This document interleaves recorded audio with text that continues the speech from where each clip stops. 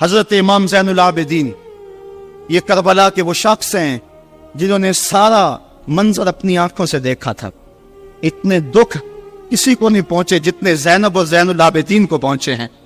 سب منظر کھلی آنکھوں سے دیکھا. 14 سال کی عمر ہے, بیمار ہیں. تاریخ بتاتی ہے اس کے بعد ساری زندگی حضرت زین العابدین نے ٹھنڈا پانی نہیں پیا. جب پانی پینے لگتے تڑپنے لگتے, کہتے مجھے سکینہ کی پیاس یاد آتی ہے, مجھے علی اصغر کا تڑپنا یاد آتا ہے. ساری زندگی پھر ٹھنڈا پانی نہیں پیا. حضرت امام زین العابدین نے یہ سارا منظر کھلی آنکھوں کے ساتھ دیکھا تھا. اور پھر آپ نے دمشق کے بازاروں میں بھی اور کوفے کی گلیوں کے اندر بھی سروں کا یہ قافلہ اپنی قیادت کے اندر جو ہے وہ گزارا تھا. جب یزید کے دربار کے اندر حضرت امام زین العابدین پہنچے تو یزید نے پہلے تو جو ہے وہ دکھ کا اظہار کیا. بعض لوگ یہاں سے یزید کی بریت کا اعلان کرتے ہیں. یہاں کسی نے بڑی خوبصورت بات کہی کہ قاتل کی پشیمانی مقتول کی اہمیت کو تو بڑھا سکتی ہے لیکن اس کے دامن سے قتل کے داغ کو نہیں دھو سکتی. تو اس نے یہ سب کچھ کیا, یہ بس اس کے ٹسوے تھے جو وہ بہانے لگا. لیکن بعد میں اس نے حضرت امام حسین رضی اللہ تعالی عنہ کے دانتوں کے اوپر جو ہے وہ چھڑی مارنا شروع کر دی. تو حضرت ابو برزہ اسلمی صحابی رسول وہاں موجود تھے, وہ کھڑے ہو گئے, اٹھ گئے, بدن کانپتا ہے ان کا. کہنے لگے ظالم ارفع قدیبہ کا, یہاں اپنی چھڑی ہٹا لے. میں نے اپنی ان آنکھوں سے دیکھا ہے کہ کان رسول اللہ صلی اللہ علیہ وسلم یلسمہ, حضور نے ان ہونٹوں کو خود چوما ہے. تو یہ کہہ کہ آپ دربار سے نکل گئے اور روتے تھے, آپ کے بدن پہ کپڑی بھی تاری تھی. بعد میں یزید نے کہا حضرت غلطی ہو گئی اور یہ میں نہیں چاہتا تھا, بتائیں آپ کی کوئی شرط ہو. تو آپ نے فرمایا میری 4 باتیں مان لو. ان 4 باتوں میں ایک بات یہ تھی کہ سر حسین اور سر شہیدہ ہمارے سپرد کر دو تاکہ ہم کربلا جا کے ان کی تدفین کر سکے. دوسری یہ تھا کہ ہمیں مدینہ حفاظت سے پہنچا دو. تیسری شرط یہ تھی مجھے جو ہے وہ جمعے کا خطبہ دینے کی اجازت دو آج دمشق جامع مسجد کے اندر. چوتھی بات آپ نے یہ فرمائی کہ قاتلان حسین جو ہے وہ میرے سپرد کرو. اس نے کہا کون ہے قاتل حسین کا؟ لوگوں نے کہا خولی ہے. خولی نے کہا میں نے قتل نہیں کیا, یہ سنان بن انس نخی نے کیا ہے. سنان بن انس نخی کو کہا ہاں تو بتا. کہنے لگا میں قتل کیوں کرنا تھا, یہ تو شمر ذل جوشن نے کیا ہے. شمر ذل جوشن کو کہا تو بتا. کہنے لگا میں نے قتل نہیں کیا, میرا کون سا حسین نے کچھ بگاڑا تھا, قتل اس نے کیا ہے جس کی حکومت کو خطرہ تھا. تو یہ ہے وہ ہے قاتل حسین کا. اب یزید کہنے لگا تمہاری یہ شرط تو میں پوری نہیں کر سکتا, یہ بات تو پوری نہیں کر سکتا, اب خطبہ دے لو. اب حضرت امام زین العابدین خطبہ دینے کے لیے کھڑے ہوئے. خطابت تو اس گھر کی لونڈی ہے, جب یہ بولتے ہیں تو حکمت کے موتی دولتے ہیں. جو ہی امام زین العابدین کھڑے ہوئے, 14 سال عمر ہے اور دمشق کی جامع مسجد ہے, یزید بھی بیٹھا تھا, یعنی سلطنت بھی تھے, عوام کا بھی ہجوم تھا. جب آپ نے خطبہ شروع کیا لوگ زاروں کے تار رونے لگے, اور آپ نے اہل بیت کے مناقب جب لوگوں کے سامنے رکھے تو یزید گھبرا گیا کہ کہیں لوگ میرے گریبان تک نہ پہنچے. اس نے مؤذن کو اشارہ کیا جلدی جلدی اذان پڑھو. تو جب اس نے کہا اللہ اکبر اللہ اکبر, تو حضرت شہزادہ زین العابدین نے کہا کہ اس کے اندر کوئی شک نہیں کہ اللہ سب سے بڑا ہے. جب شہادتین کا کہا اشہد ان لا الہ الا اللہ, حضرت امام زین العابدین نے اس کے جواب کے اندر کہا ہاں اللہ کے علاوہ کوئی معبود نہیں ہے, اس کی گواہی ہم نے خون سے دی ہے, ہم نے اپنے لہو سے دی ہے اس کی گواہی. اور پھر اس کے بعد جب اشہد ان محمد رسول اللہ پہ لفظ آئے تو حضرت امام زین العابدین نے کہا یزید دیکھ, اب اذان کے اندر تیرے نانے کا نام ہے یا میرے نانے کا نام ہے؟ آج بھی منبر پہ میرے نانے کا نام ہے. تو یزید مر گیا, اس کا نام مر گیا, اس کا تشخص مر گیا. حسین کل بھی زندہ تھا, حسین آج بھی زندہ ہے. حسین کربلا کے تپتے ہوئے ریگزار میں بھی زندہ تھا, کوفے کے بازار میں بھی زندہ تھا, اور دمشق کی جامع مسجد میں بھی زندہ تھا, مدینے میں بھی زندہ, مکے میں بھی زندہ, کابل میں بھی زندہ, کندھار میں بھی زندہ, قلعہ جنگی میں بھی زندہ, تورا بورا میں بھی زندہ, موصل میں بھی زندہ, بغداد میں بھی زندہ, غزہ کی پٹی میں بھی زندہ, فلسطین میں بھی زندہ. آج حسین کی زندگی اور حسین کا باقپن دنیا کو بتا رہا ہے, بش کو بتا رہا ہے تیرے منہ پہ تماچا حسین مارے گا. زمانہ بتائے گا کہ حسین کل بھی زندہ تھا, حسین آج بھی زندہ ہے. حسین کی فکر لے کے اٹھو اور پوری دنیا پہ چھا جاؤ. اور زمانے کو بتاؤ کہ ہم حسین ابن علی کے سپاہی ہیں، صرف محرم کے دن آنسو بہا لینے سے کچھ نہیں ہوگا۔ کیا صرف محرم حسین کا مہینہ ہے؟ نہیں، پورا سال حسین کا ہے، پوری زندگی حسین کی ہے، پورے زمانے حسین کے ہیں۔ یہ صرف عاشور کا دن یا عاشور کی شب ہی حسین کی نہیں، سارے زمانے حسین کے ہیں۔ کل بھی حسین کا تھا، آج بھی حسین کا ہے، کل بھی حسین کا ہوگا۔ آؤ اٹھیں، قرآن کو لے کر کے حسین ابن علی نیزے کی نوک پر بھی چڑھ کے قرآن سنایا، اور آج ہم اسی قرآن کی دعوت کو لے کر کے اٹھیں اور حسین ابن علی کے پیغام کو گھر گھر پہنچ۔ ان کا جب وصال ہوتا ہے تو حضرت زید بن عبداللہ اپنے باغ کو پانی دے رہے ہیں تو کسی نے جا کے ان کو کہا کہ حضور کا انتقال ہو گیا ہے، تو انہوں نے یوں ہاتھ اٹھا کے کہا اللہم اذہب بصری حتی لا ارا بعد حبیبی محمد احدا، اے اللہ میری آنکھوں کی بینائی اچک لے، مجھے نہیں چاہیے یہ آنکھیں، حضور کے بغیر میں اب کسی اور کو نہیں دیکھنا چاہتا۔ اللہ تعالیٰ نے ان کی آنکھوں کی بینائی ان کی دعا پر جو ہے وہ واپس لے لی۔ کچھ لوگ ان کا حال پوچھنے گئے، جب پتا چلا ان کی بینائی چلی گئی ہے تو انہوں نے کہا بڑا افسوس ہوا ہے کہ تمہاری آنکھوں کی بینائی جاتی رہی، تو فرمانے لگے تمہیں افسوس ہوگا، مجھے تو کوئی افسوس نہیں، میں حضور کے چہرے کے بغیر کچھ دیکھنا ہی نہیں چاہتا۔ یہ پیار کی وہ انوکھی داستان ہے کہ جو آپ کو کائنات میں کہیں بھی نہیں ملے گی۔ حضرت حسان بن ثابت رضی اللہ تعالیٰ عنہ کے اشعار پڑھے جو حضور کے وصال پہ انہوں نے کہے ہیں، اس میں وہ فرماتے ہیں حضرت حسان بن ثابت، کاش کہ مجھے کالا سانپ لڑ جاتا اور میری زندگی کا خاتمہ کر دیتا۔ سیدہ فاطمہ کہتی ہیں صبت علیہ مصائب لو انہا صبت علی الایام سرنا لیالیا، کہ میرے اوپر وہ مصیبتوں کے پہاڑ ٹوٹ پڑے ہیں، اگر وہ مصیبتیں جو ہے وہ روشن پر پڑتی تو وہ بھی سیاہ راتیں بن کے رہ جاتی۔ تو یہ محبتوں کی کیفیت، انسان تو انسان رہے۔ وہ غضبہ نامی اونٹنی جس پہ حضور سواری کیا کرتے تھے تو وہ حضرت سیدہ فاطمہ کی دہلیز پہ سر رکھ کے باقاعدہ آنسو بہایا کرتے تھے۔ وہ یافور نامی حضور کا دراز گوش قبیلہ بنو سلیم کے کنویں میں چھلانگ لگا کے اپنا خاتمہ کر لیتا ہے، جب حضور چلے گئے ہیں تو ہم نے جی کے کیا لینا ہے۔ حضرت امام احمد بن حنبل نے اپنی مستد کے اندر لکھا ہے کہ حضور کے گھر میں ایک چھوٹا سا ممولہ تھا، جب حضور گھر آتے تو وہ کسی گوشے میں بیٹھ کے حضور کو دیکھتا رہتا، اور آقا کریم علیہ السلام جب گھر سے چلے جاتے اس طرح تو وہ مضطرب ہو جاتا، کبھی چارپائی پہ آ جاتا، کبھی چھت پہ، کبھی نیچے، کبھی دائیں، کبھی اوپر۔ جب آقا کریم علیہ السلام دوبارہ گھر آتے فساکانا تو اس کے دکھی دل کو قرار آ جاتا۔ اور اگر محبتوں کی کہانیاں اور الفتوں کی دل آویز داستان کو چھیڑنے لگوں تو میں تمہیں ایک ایسی البیلی اور انوکھی کہانی سناؤں گا جس کو حضرت امام بخاری نے اپنی صحیح سند کے ساتھ روایت کیا ہے کہ مسجد نبوی کا ماحول ہے۔ آقا کریم علیہ السلام منبر پہ جلوہ فراز ہوئے، ابھی خطبے کا آغاز ہی ہوا ہے کہ ایک جانب سے سسکیوں کی آواز آنے لگی، کوئی پھوٹ پھوٹ کے رو رہا ہے۔ صحابہ دائیں بائیں دیکھتے ہیں، رونے والا نظر نہیں آتا، اور رونے والا اس درد سے روتا ہے کہ سینوں کے اندر کلیجے پھٹتے دکھائی دیتے ہیں۔ اس کے لہجے میں گداز اتنا ہے اور درد اتنا ہے کہ صحابہ دائیں بائیں دیکھتے ہیں، رونے والا نظر بھی نہیں آتا، لیکن اس کے رونے کی ہچکیاں اور سسکیاں زورا گداز ہیں، کلیجہ پگھلا دینے والی ہیں۔ اللہ اکبر۔ فنزل النبی صلی اللہ علیہ وسلم عن المنبر، حضور منبر سے نیچے اترے۔ آج پہلا دن تھا کہ حضور کے لیے منبر بنا تھا، حضور منبر پر بیٹھے تھے۔ پہلے کھجور کے ایک تنے کے ساتھ ٹیک لگا کے حضور واز کیا کرتے تھے، آج منبر بنا تو اس کو ایک سمت رکھ دیا گیا۔ رونے والا یہ وہ خشک تنا تھا جو حضور علیہ الصلوۃ والسلام کی جدائی کے اندر تڑپ رہا تھا۔ اس تنے ہنانا در ہجر رسول ظالمی نالت چوں اربا پہ عقول، رومی کہتے ہیں کہ اس تنے ہنانا عاقل لوگوں کی طرح سسکیاں لے کے رو رہا ہے۔ آقا کریم علیہ السلام آئے اور اس تنے کو حضور نے اپنی باہوں میں لے لیا۔ جس طرح کوئی بچہ بچھڑا ہوا ماں کی گود میں آ جائے تو اس کی گھگی بن جاتی ہے، اس طرح اس کی گھگی بند گئی، اور آقا کریم اس کے اوپر اپنا ہاتھ پھیرتے رہے، اور بتدریج اس کی سسکیاں اور اس کا رونا کم ہوتا رہا۔ پھر تھوڑی دیر کے بعد آقا کریم دوبارہ منبر پہ آئے، صحابہ سے ارشاد فرمایا کہ اے میرے صحابہ، لو لم افعل ہاکذا لہن الی یوم القیامہ، اگر میں منبر سے اتر کر کے اپنے عاشق زار کو یوں تسلی نہ دیتا، یہ قیامت تک روتا رہتا۔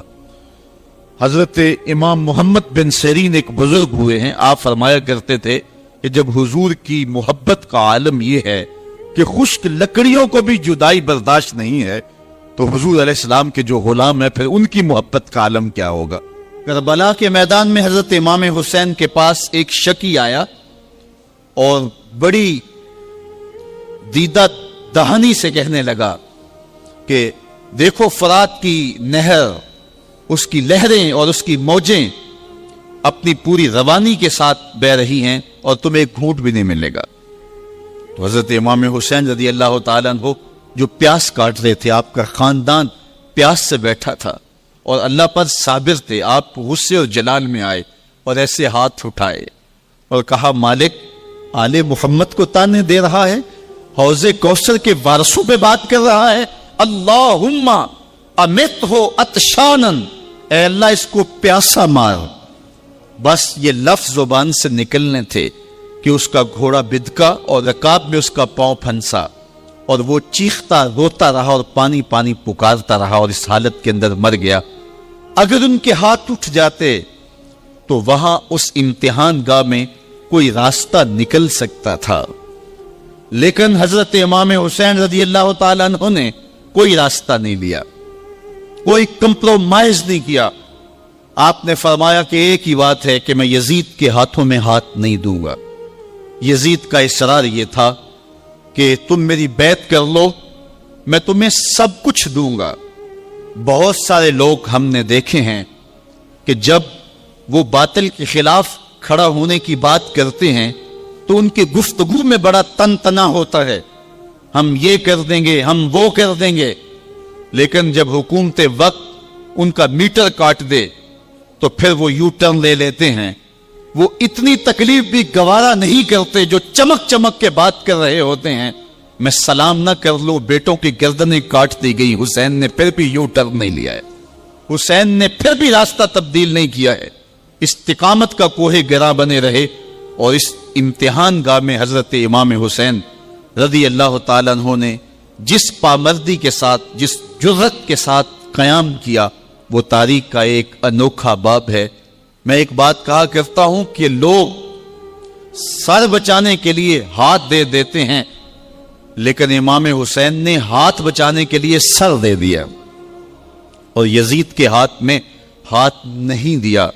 یہ سرخروئی تھی جو انہوں نے کہا کہ یہ کیسے ہو سکتا ہے، آپ کے لفظ ہیں وَمِثْلِي لَا يُبَايِعُ، کہ میرے جیسے لوگ یزید جیسے لوگوں کے ہاتھ پر بیعت کیسے کر سکتے ہیں۔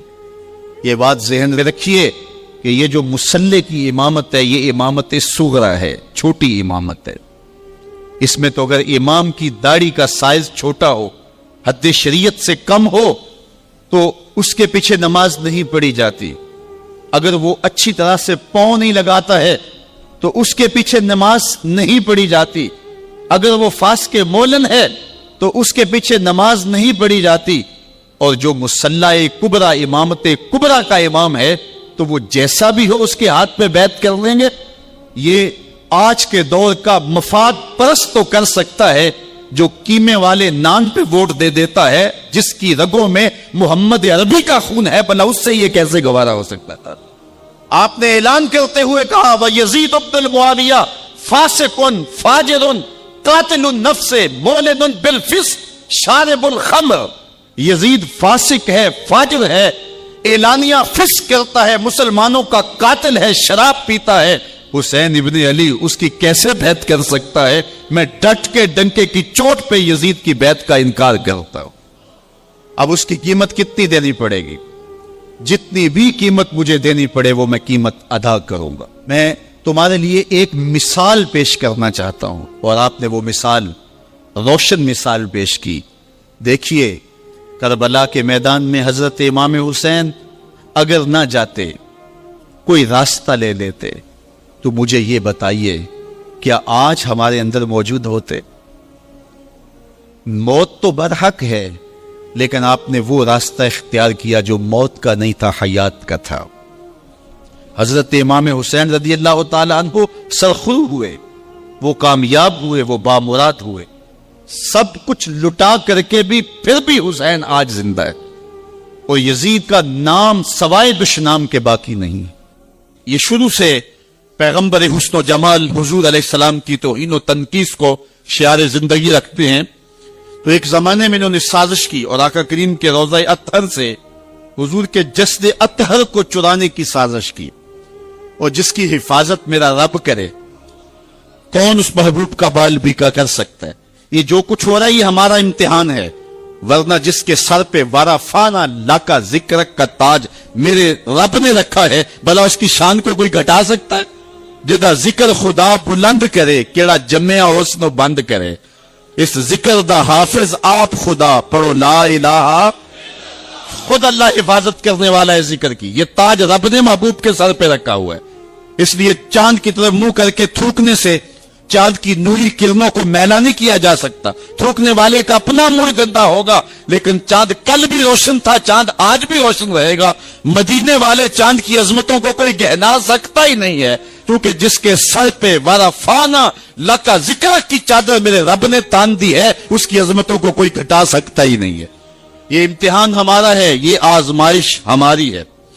اللہ اکبر۔ تو میں نے کہا کہ یہ سعادت مند لوگوں کا مقصوم ہوتا ہے، تو اس زمانے میں یہ سازش کی کہ حضور کے جسد اطہر کو روضہ انور سے نکال لیا جائے، اور پھر باقاعدہ انہوں نے 2 اشخاص کو وظائف پڑھا کر کے، داڑیاں رکھوا کر کے، جبہ و دستار پہنا کر کے مدینے میں بھیجا، صوفیاء کے، نیکوکاروں کے، علماء کے، زاہدین کے روپ میں، اور انہوں نے وہاں ایک جگہ کرائے پہ لے لی اور اپنی کارروائی کا آغاز کر دیا۔ وہ اپنے کمرے کے اندر سرنگ کھودتے اور روزانہ مٹی نکالتے، رات کے اندھیرے میں بقی کے قبرستان میں قبروں کے اوپر مٹی ڈال کے آ جاتے، اور سارا دن تسبیح لیے اللہ اللہ کرتے رہتے۔ لوگ کہتے کہ یہ تو بڑے صالح لوگ ہیں، اور پھر لوگوں کو خیرات بھی کرتے، لیکن کارروائیاں اور انداز یہ تھا، لباس خضر میں رہزنی کر رہے تھے، اور یہ ڈاکو اور یہ رہزن لٹیرے ایک بہت خطرناک مہم پہ آئے ہوئے تھے۔ جب وہ بالکل قریب پہنچ گئے، اور ایک روایت میں آتا ہے کہ حضرت عمر کے پاؤں کا انگوٹھا بھی ننگا ہو گیا، حضور علیہ السلام سلطان نور الدین زنگی کو خواب میں ملے، اور ان کی شکلیں دکھائی کہ یہ 2 موذی مجھ کو تکلیف دے رہے ہیں۔ تو سلطان فوراً اٹھا اور کہا مدینے میں کوئی غیر معمولی واقعہ ظہور پذیر ہوا ہے، اور اس نے جلدی سے کچھ سواروں کو اپنے ساتھ لیا اور کچھ خزانہ ساتھ لیا، اور فوجوں کو حکم دیا کہ وہ تیار ہو کر کے جلدی میرے پیچھے آئیں۔ مدینے میں پہنچ کر کے اس نے دعوت عام کر دی اور لوگوں کہا کہ آؤ میرے دسترخوان نعمت سے کھاؤ، اور لوگوں کو خیرات کرنے لگا۔ سارا مدینہ اس کے پاس آیا، لیکن جو شکلیں اس نے دیکھی تھی اس کو وہ نظر نہ آئی۔ وہ بار بار پوچھتا تھا کوئی رہ تو نہیں گیا؟ لوگوں نے کہا کہ نہیں، سارے جو ہیں وہ آپ سے خیرات لے گئے ہیں۔ ہاں 2 شخص ایسے ہیں کہ جو بہت بڑے سخی ہیں، ان کو تو ضرورت ہی نہیں آپ کی دہلیز پہ آنے کی۔ بادشاہ نے کہا مجھے دکھاؤ وہ کون ہے۔ بادشاہ کو شک گزرا یہ وہی تھے۔ جب سامنے آئے تو بادشاہ نے فوراً پہچان لیا، کہا کہ میں تمہارے ڈیرے پہ جہاں تم رہتے ہو وہاں جانا چاہتا ہوں۔ بادشاہ تفتیش کرنا چاہتا تھا، جب دیکھا تو تسبیحیں لٹکی ہیں، مصلے بچھے ہوئے، قالین بچھے ہوئے ہیں۔ تو بادشاہ مصلہ اٹھایا، قالین اٹھایا تو نیچے پھٹا تھا، جب پھٹا اٹھایا تو نیچے سرنگ تھی۔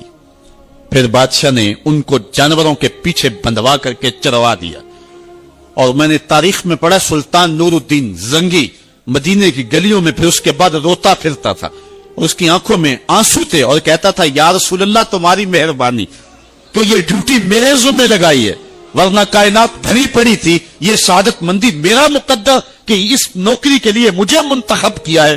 ہمارے اسلاف، ہمارے بزرگ، اس دور کے شہنشاہ، اس دور کے بادشاہ اتنی جرأت اور اتنی عظیمت رکھا کرتے تھے، اور آج ہماری کمزوریاں نے دشمنوں کو دلیر کر دی ہے۔ کبھی ایسا بھی اندھیر آیا تھا کہ سر عام یوں توہین اور تنقیص ہوتی ہو پیغمبر حسن اور پیغمبر جمال کی، اور پھر 1 ارب 40 کروڑ انسان دنیا کے اوپر بستے ہو۔ یہ بھی زمانے نے دن دیکھنے تھے۔ اس وقت ہمارا المیہ یہ ہے کہ ہمارے پاس عالمی لیڈر کوئی نہیں ہے، عوام کے جذبے یقیناً دیکھنے کے۔ سیریا کے بچوں کو میں نے دیکھا کہ وہ چھوٹے چھوٹے بچے، انہوں نے ہاتھوں میں کتبہ پکڑا ہوا ہے، اور میں اس منظر کو دیکھ کر کے کتنی دیر تک سکتے میں رہا۔ اس کے اوپر لکھا ہوا تھا اقتلونا ولا تسبوا لنبینا، ہمارے ٹکڑے کر دو لیکن ہمارے نبی کو گالی نہ دو. ان بچوں کے درد کی کہانی کلیجے چیر رہی تھی. حضور علیہ الصلوۃ والسلام کی محبت عقل کا تقاضا بھی ہے، دین اور شریعت کا بھی تقاضا ہے. حضور کا جو فرمان نور آپ کے سامنے رکھا، اس میں حضور علیہ السلام نے ارشاد فرمایا لا یؤمن احدکم حتی اکون احب الیہ، تم میں سے کوئی شخص اتنی دیر تک کامل مومن نہیں ہو سکتا جب تک میں اس کو محبوب نہ ہو جاؤں، من والدہ و والدہ والناس اجمعین، اس کے والد سے، ماں باپ سے، اس کی اولاد سے، یہاں تک کہ کائنات کے ہر شخص سے زیادہ جب تک میں محبوب نہ ہو جاؤں ایمان کی تکمیل نہیں ہو سکتی. حضرت سیدنا عمر رضی اللہ تعالیٰ عنہ نے بارگاہ رسالت مآب صلی اللہ علیہ وسلم میں عرض کی لعنت یا رسول اللہ صلی اللہ علیہ وسلم احب الی من کل شیء الا نفسی، حضور آپ مجھے کائنات کی ہر شے سے زیادہ محبوب ہیں، لیکن میں جو اپنی کیفیت پا رہا ہوں وہ آپ کے سامنے رکھ رہا ہوں، مجھے اپنی جان سے زیادہ آپ محبوب نہیں ہیں. تو حضور نے ارشاد فرمایا لا والذی نفسی بیدہ حتی اکون احب الیک من نفسک، عمر مجھے قسم ہے اس ذات کی جس کے قبضے میں میری جان ہے، اتنی دیر تک تمہارا ایمان مکمل نہیں ہوگا جب تک سب سے زیادہ میں محبوب نہ ہو جاؤں. حضرت عمر رضی اللہ تعالیٰ عنہ نے عرض کی الآن احب الی من نفسی، حضور اب جو ہے وہ آپ مجھے اپنی جان سے بھی زیادہ آپ محبوب دکھائی دے رہے ہیں. حضور نے فرمایا الآن یا عمر، عمر اب تمہارا ایمان مکمل ہو گیا ہے. تو جب تک کائنات میں سب سے زیادہ وہی محبوب نہیں ہو جاتے تو ایمان کی تکمیل نہیں ہوتی. آقا کریم علیہ السلام کی مجلس نور سجی ہے. حضرت انس بن مالک رضی اللہ تعالی عنہ روایت کرتے ایک شخص آیا اور حضور کی خدمت میں عرض گزار ہوتا ہے متی الساعہ یا رسول اللہ، اے پیارے رسول صلی اللہ علیہ وسلم قیامت کب آئے گی؟ اگر ایک طالب علم پوچھ رہا ہو کہ استاد جی امتحان کب ہوں گے تو اس کا مطلب صاف صاف یہ ہے کہ اس نے بھرپور تیاری کر رکھی ہے اور بے چینی سے اسے امتحانات کا انتظار ہے. تو اس نے کہا متی الساعہ، قیامت کب آئے گی؟ تو حضور نے اس کو جو جواب دیا فرمایا ما عادت لہا، قیامت کا پوچھ رہے ہو اس کے لیے تیاری کیا کر رکھی؟ تو شخص کا جواب سنتی، اس نے عرض کی ما عادت لہا من کثیر صلاۃ ولا صوم ولا صدقہ ولکن احب اللہ ورسولہ، میں قیامت کی تیاری کے لیے نمازوں، روزوں اور صدقات کی کثرت نہیں رکھتا. بعض ہمارے خطبہ جوش خطابت میں کہہ دیتے ہیں کہ اس نے کہا کہ یا رسول اللہ نہ میں نمازیں پڑھی ہیں نہ میں روزے رکھے ہیں. یہ کیسے ہو سکتا ہے کہ ایک صحابی رسول ہو اور وہ نماز نہ پڑھتا ہو اور وہ روزے نہ رکھتا ہو؟ اس نے روزوں اور نمازوں کی کثرت کی نفی کی ہے.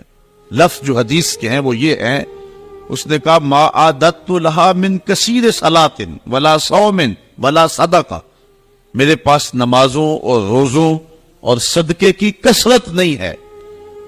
اس بات پہ مجھے کوئی تیاری کی صورت میں ناز نہیں ہے کہ میرے پاس بہت ساری نمازوں کا ذخیرہ ہے، صدقات میں نے بہت سارے کیے ہیں، لیکن جو میری تیاری ہے وہ یہ ہے ولیکن احب اللہ ورسولہ، میں اللہ اور اس کے رسول سے پیار کرتا ہوں، میری بس یہی تیاری ہے. تو اس جواب پر حضور علیہ السلام نے جو ارشاد فرمایا وہ سننے کے قابل ہے. آقا کریم علیہ السلام نے ارشاد فرمایا انت مع من احببت، تو جس کے ساتھ محبت کرتا ہے اسی کے ساتھ ہوگا. فرماتے ہیں کہ پھر ہماری خوشی کی انتہا نہ رہی اور ایمان لانے کے بعد صحابہ سب سے زیادہ اگر کسی قول پہ خوش ہوئے ہیں، کسی بات پہ بہت زیادہ انہیں فرحت ہوئی ہے تو وہ اس بات پہ فرحت ہوئی ہے انت مع من احببت، تو اس کے ساتھ ہوگا جس کے ساتھ تو محبت کرتا ہے. حضور نے ارشاد فرمایا ان الرسالۃ والنبوۃ قد انقطعت رسالت اور نبوت اب ختم ہو گئی. فلا رسول آبادی ولا نبی آبادی، میرے بعد کوئی رسول بھی نہیں آئے گا، میرے بعد کوئی نبی بھی نہیں آئے گا. بہت سارے لوگ مختلف زمانوں کے اندر نبوت کے دعوے کرتے رہے اور اپنے انجام بد کو پہنچتے رہے، اور سب سے بڑا فتنہ جو پیدا ہوا وہ قادیان کا دجال مرزا قادیانی. پہلے تو اس نے یہ کہا کہ حضور علیہ السلام کے بعد نبوت کا اجرا ممکن نہیں ہے، اور اپنی ایک کتاب حمامۃ البشریٰ کے اندر اس نے کہا رب رحیم شان والے نے ہمارے نبی کا نام خاتم الانبیاء بغیر کسی استثناء کے رکھا ہے، اور ہمارے نبی نے لا نبی بعدی کے بیان سے اس کی تشریح کر دی ہے، جو طالب علموں کے لیے بالکل واضح ہے. یہ اس نے اپنی کتاب حمامۃ البشریٰ کے اندر لکھا. اس وقت تک اس کا پروگرام نہیں تھا کہ میں نے نبوت کا دعویٰ کرنا ہے. بعد میں آپ کی سیالکوٹ کی کچہری میں ہی وہ ملازم تھا، اور میں اگر تاریخ کے ابواب کھولوں تو بات لمبی ہو جائے گی. کچھ لوگوں کا انٹرویو ہوا، وہ کامیاب ٹھہرا، اور پھر اس نے پہلے راستہ ہموار کرنا شروع کیا، اور پھر ایک دن اس نے کہہ دیا کہ بعثنی اللہ علی راس المئۃ لأجدد الدین، اللہ نے مجھے صدی کے سر پہ مبعوث کیا ہے کہ میں دین کی تجدید کروں. مجدد بن بیٹھا. پھر کچھ وقت گزرا، اس نے کہا وَأَنَا الْمَسِيحُ الْمَوْعُودُ وَالْمَهْدِيُ الْمَوْعُودُ، میں مسیح موعود ہوں اور مہدی موعود ہوں. یہ حقیقت الوحی کے اندر اس نے لکھا، روحانی خزائن کے اندر موجود ہے. پھر ایک دن بدبخت نے کہا کہ منم مسیح زماں و منم کلیم خدا، منم محمد و احمد کے مجتبی باشد، استغفر اللہ لعنت اللہ علی الکاذبین. اس نے کہا میں ہی مسیح زماں ہوں، میں ہی کلیم خدا ہوں، اور معاذ اللہ استغفر اللہ میں ہی محمد ہوں، میں ہی احمد ہوں کہ جو مجتبی تھے. اور پھر بدبخت آگے بڑھا اور اس نے انبیاء کی توہین کی، ذات باری کی توحید کی، اور کہا بایعنی ربی، میرے رب نے میری بیعت کی ہے. معاذ اللہ استغفر اللہ. یہ روحانی خزائن کے صفحہ نمبر 227 پہ اس نے لکھا. اور پھر کہنے لگا میرے رب نے مجھے وحی کی ہے، انت منی بمنزلت اولادی، آپ میرے لیے میری اولاد کی جگہ ہیں. استغفر اللہ علی ذالک. پھر اس نے کہا ابن مریم کے ذکر کو چھوڑو، اس سے بہتر غلام احمد ہے. استغفر اللہ. پھر اس نے لفظ گھڑنے شروع کر دیے اور اللہ کی وحی اس کو قرار دینا شروع کر دیا. میرے پاس اتنا وقت نہیں ہے کہ اس کے حفوات اور اس کی بکواسات کو آپ کے سامنے رکھوں، لیکن جو اس نے وحی کے نام سے لوگوں تک پہنچایا وہ گالیاں تھی، وہ لغویات تھے، وہ الوہیت کی توہین پر مشتمل باتیں تھی، انبیاء کی توہین تھی، صحابہ اور اہل بیت کی توہین تھی، اور تضادات پر مشتمل باتیں تھی. اور کیوں نہ ہو کہ یہ شخص ازلی بدبخت تھا، اور پھر اس نے یہاں تک کہا کہ جو میری بات کو نہیں مانتے اور مجھے تسلیم نہیں کرتے وہ جنگلوں کے سور اور کنجریوں کی اولاد ہیں. استغفر اللہ علی ذالک. اور مسلمانوں کو اپنی حمایت اور اپنی اطاعت کے لیے اس نے ابھارا. جو زر پرست لوگ تھے وہ اس کے پیچھے لگ گئے، چونکہ جن کے مفادات اور مرزا قادیانی کے مفادات سانجے تھے تو انہوں نے اس کے پیچھے لگنا ہی تھا. چونکہ مرزا قادیانی جو ہے یہ انگریز کا لگایا ہوا پودا ہے. مختلف ویب سائٹس پر اسلام کے نام پر مرزائی آج بھی سرگرم عمل ہیں. اللہ تعالیٰ جل شانہ نے ہمارے علماء کو یہ توفیق نصیب فرمائی کہ وہ پوری قوت کے ساتھ ان کے مقابلے کے اندر نکلے. پیر سید جماعت علی شاہ رحمۃ اللہ تعالی علیہ، آپ نے فرمایا ان قریب ذلیل ہو کے مرے گا. پھر جہاں مرا آپ کو پتا ہے، گندگی میں لتڑا ہوا تھا، تڑپتا ہوا مرا. اللہ تعالیٰ جل شانہ نے علماء کو طاقت دی، انہوں نے ناطقہ بند کر کے رکھ دیا. پھر جب پاکستان بنا تو سب سے زیادہ جن لوگوں نے مخالفت کی پاکستان کی وہ مرزائی تھے. پاکستان کے حق میں انہوں نے ووٹ نہیں دیا. آج بھی جو ربوے میں دفن ہوتے ہیں وہ امانتاً دفن ہوتے ہیں. ان کا عقیدہ ہے کہ پاکستان ٹوٹ جائے گا اور ہمیں اٹھا کر کے جو ہے وہ قادیان میں دفن کیا جائے گا. یہ وصیت کر کے وہاں دفن ہوتے ہیں. جب بھٹو کا دور آیا 74 کے اندر نشتر کالج کے کچھ طلبہ مری جا رہے تھے، ربوے سے گزرے تو مرزائی گنڈوں نے ان کو جو ہے وہ سب و شتم کیا اور ضرب و زود کیا، ان کو مارا، زخمی کر دیا. تو تحریک پھر دوسری بار جو ہے وہ مرزائیت کے خلاف اٹھ کھڑی ہوئی، جو کراچی سے خیبر تک پورے بانکپن کے ساتھ چلی. اللہ تعالیٰ رحمت نازل کرے علامہ نورانی کی قبر پہ. انہوں نے علماء کے دستخط کے ساتھ جو ہے وہ اسمبلی کے اندر درخواست جمع کروائی مرزائیوں کو اقلیت قرار دینے کے لیے، قرارداد پیش کی. اور پھر کیا ہوا، 3 مہینے کی مسلسل محنت. علامہ سارا دن اسمبلی کی کارروائی میں رہتے اور راتوں کو دور دراز علاقوں کا سفر کر کے اور جلسے کرتے اور ختم نبوت پر جو ہے وہ لوگوں کو ابھارتے. اور پھر مرزائیوں کو بھی بلایا گیا، صفائی کا موقع دیا گیا. پھر ایک وقت آ گیا کہ حکومت مجبور ہو گئے. مسٹر بھٹو علامہ نورانی سے کہنے لگے، نورانی صاحب یہ تو مدارس کے دارالافتاء کا مسئلہ ہے جو آپ اسمبلی میں لے آئے، یہ تو علماء کا کام ہے کہ کون کافر ہے اور کون مومن ہے، تو آپ اس کو اسمبلی کے فلور پہ لے آئے ہیں تو اس کو مدارس میں حل کرنا چاہیے تھا. تو حضرت علامہ نورانی نے جو جواب دیا وہ بڑا خوبصورت تھا. فرمانے لگے، بھٹو صاحب مجھے ایک بات بتا دیں، آپ منتخب وزیر اعظم ہیں، اگر آپ کے مقابلے میں کوئی کرسی بچھا کے بیٹھ جائے تو آپ اس کے بارے میں کیا رائے رکھتے ہیں؟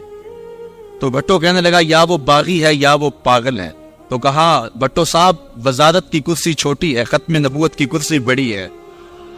اب جو کہتا ہے میں نبی ہوں ماننا پڑے گا، یا پاگل ہے یا باغی ہے.